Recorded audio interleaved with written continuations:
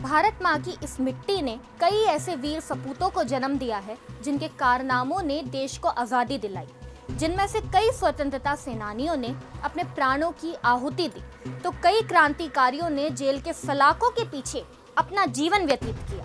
इसलिए चंद्रशेखर आजाद, भगत सिंह, मंगल पांडे ऐसे कई क्रांतिकारियों को आजाद भारत में देश सम्मान की नजर से देखता है, उनके साहस और बलिदान की गाथा को याद करता है और पीढ़ी दर पीढ़ी अपने बच्चों को सुनाता है, जिससे उनकी आने वाली पीढ़ी इन क्रांतिकारियों के बारे में जाने, इनसे अपने जीवन में कुछ प्रेरणा ले।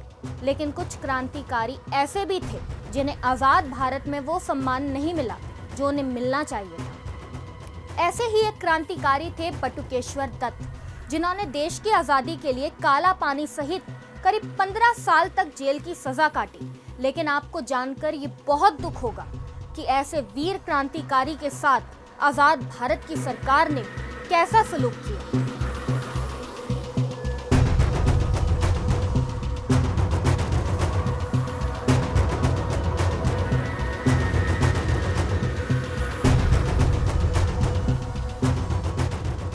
नमस्कार, मैं हिमांशी राजपूत और आप देख रहे हैं सुदर्शन इतिहास।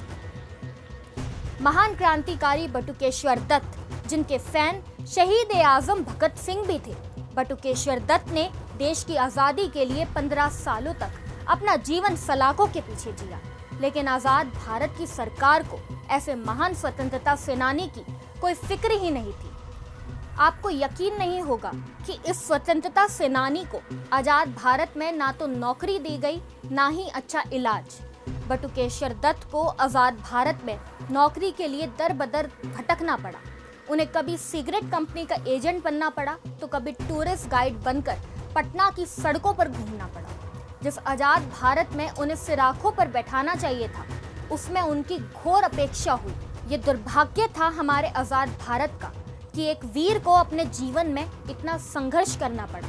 आपको बता दूं कि बटुकेश्वर दत्त का जन्म बंगाल में 18 नवंबर 1910 को औरी नामक एक गांव में हुआ था। हाई स्कूल की पढ़ाई के लिए वो कानपुर आए और वहां उनकी मुलाकात चंद्रशेखर आजाद से हुई।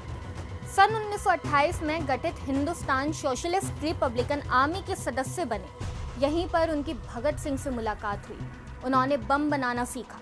दोनों क्रांतिकारियों में दोस्ती कितनी गहरी थी, इसकी एक मिसाल हुसैनीवाला में देखने को मिलती है। एक बार उनका हाल चाल जानने जब पंजाब के मुख्यमंत्री रामकिशन एम्स पहुंचे, तो उन्होंने कहा कि वह उनके लिए क्या कर सकते हैं। इस पर बटुकेश्वर ने जवाब दिया कि उनका दाह संस्कार अपने मित्र भगत सिंह की समाधि के बगल में किया जाए। उनके अंतिम दिनों में उनसे मिलने के लिए खुद भगत सिंह की मां भी एम्स आई थी। 8 अप्रैल 1929 को जब भगत सिंह के साथ मिलकर दत्त ने दिल्ली स्थित केंद्रीय विधानसभा में बम फेंका था, उस दिन वहां पर भारतीय स्वतंत्रता सेनानियों को दबाने के लिए ब्रिटिश सरकार की ओर से पब्लिक सेफ्टी बिल और ट्रेड डिस्प्यूट बिल लाया जाने वाला था। लेकिन बम धमाके की वजह से ये बिल पास नहीं हो पाया। इस घटना के बाद बटुकेश्वर दत्त और भगत सिंह को गिरफ्तार कर लिया गया।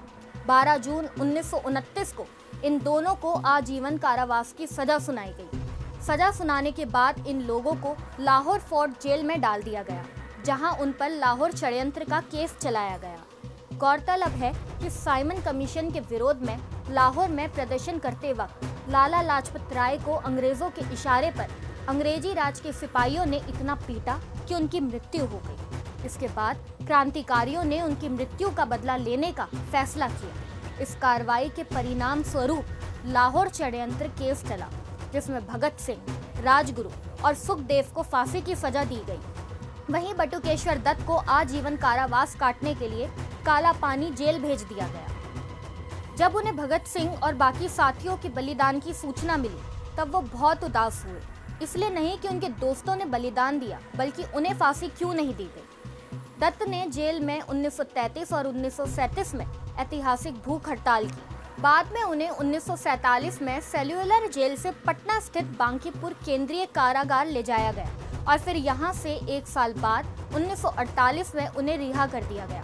लेकिन काला पानी भेजे जाने के बाद वहाँ पर उन्हें गंभीर बीमारी हो गई। दत्त को पटना से रिहा करने के कुछ समय बाद ही दोबारा गिरफ्तार कर लिया गया और फिर उन्हें 1945 में रिहा कर दिया गया। नवंबर 1947 में बटुकेश्वर ने अंजलि दत्त से शादी की और पटना में अपना घर बसाया, लेकिन स्वतंत्र भारत में उन्हें वो सम्मान नहीं मिल सका जिसके वो हकदार थे। नेशनल बुक फाउंडेशन द्वारा प्रकाशित किताब बटुकेश्वर दत्त एक कंपेनियन टू भगत सिंह में दत्त के जीवन के कई अनजाने पहलुओं का खुलासा किया गया है। बता दें कि ये किताब अनिल वर्मा ने लिखी थी। इसमें लिखा है कि दत्त, जिन्होंने आज़ादी के आधार पर 15 साल जेल में काटे और वो काम की तलाश कर रहे थे, उन्हें अपनी पहली नौकरी एक सीक्रेट कंपनी में एजेंट के रूप में मिली। फिर उन्होंने एक छोटी सी बिस्किट और ब्रेड फैक्ट्री खोली, लेकिन उन्हें भारी घाटा हुआ। उन्होंने कुछ समय तक ट्रैवल एजेंट और बस ड्राइवर के रूप में भी काम किया, लेकिन एक के बाद एक नौकरी में असफल रहे। 1964 में बटुकेश्वर दत्त बीमार पड़ गए, जहां उन्हें देखने के लिए पटना सरकारी अस्पताल में कोई मौजूद नहीं था। ये जानकारी मिलने के बाद पंजाब सरकार ने बिहार सरकार को 1000 रुपए का चेक और मुख्यमंत्री KB सहाय को एक पत्र भेजा, जिसमें कहा गया था कि अगर पटना में बटुकेश्वर दत्त का इलाज नहीं हो सकता तो राज्य सरकार दिल्ली या चंडीगढ़ में उनके इलाज का खर्चा उठाने को तैयार है। इस पर बिहार सरकार थोड़ा हरकत में आई, लेकिन दत्त का इलाज शुरू किया गया, लेकिन तब तक देर हो चुकी थी।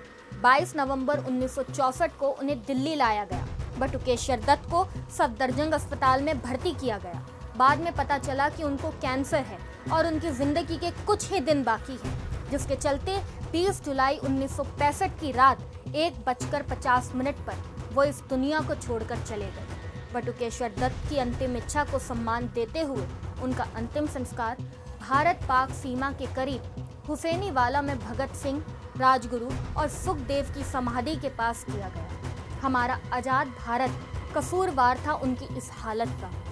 उनके जीते जी सिस्टम ने उनकी अनदेखी की। उनका एक अच्छी नौकरी और अच्छे जीवन पर अधिकार था, लेकिन हमारे सिस्टम ने उन्हें वो अधिकार नहीं दिया। दत्त ने पटना में बस परमिट के लिए एक एप्लीकेशन दी थी। वहां कमिश्नर ने उनसे स्वतंत्रता सेनानी होने का सबूत मांगकर उनका तिरस्कार किया।